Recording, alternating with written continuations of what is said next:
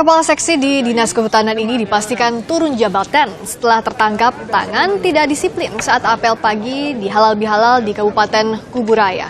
Ia diturunkan menjadi staf setelah diketahui duduk-duduk dan merokok di barisan belakang saat apel.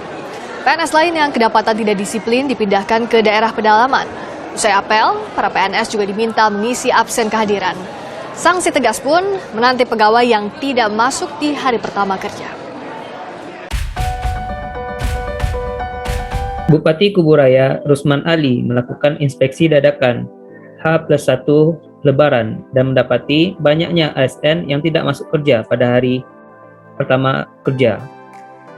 Adanya para pegawai yang kurang disiplin, seperti kasih Dinas Kehutanan yang ketangkap tangan merokok, sehingga kasih tersebut diturunkan pangkatnya menjadi staf karena tertangkap merokok di barisan belakang saat apel. Pemberian sanksi disiplin oleh pemerintah daerah Kabupaten Kuburaya, Kalimantan Barat.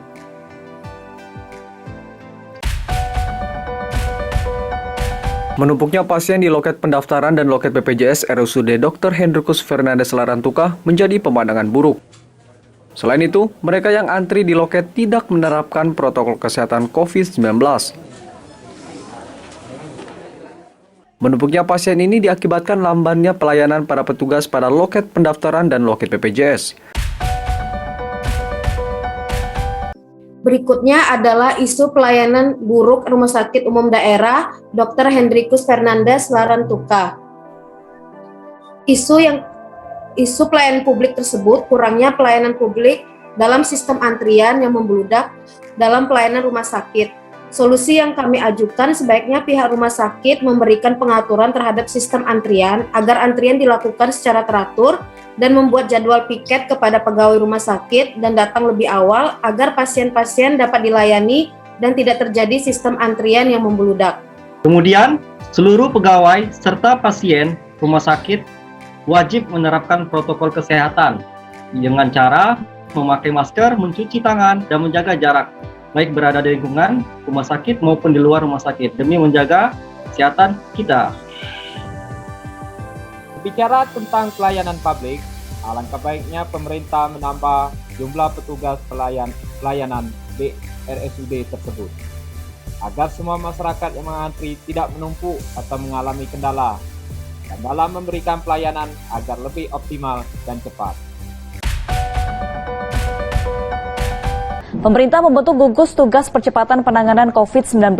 Pemerintah juga meminta partisipasi masyarakat melakukan pengurangan kontak fisik, termasuk melakukan karantina diri sesuai protokol Kementerian Kesehatan.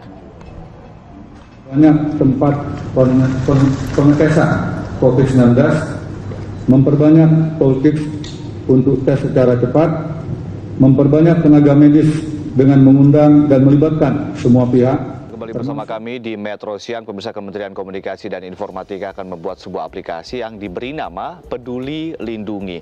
Ini dilakukan terkait penyebaran virus corona.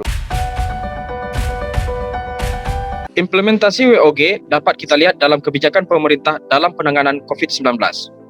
Salah satunya adalah pembentukan gugus tugas COVID-19 sebagai garda terdepan dalam mengatasi wabah pandemi, di mana pemerintah melibatkan berbagai sektor, lembaga atau kementerian untuk mempercepat penanggulangan isu wabah COVID-19, mulai dari Kementerian Kesehatan, TNI, Polri, Kemendagri, ID, Perawat Indonesia, dan tokoh lintas agama.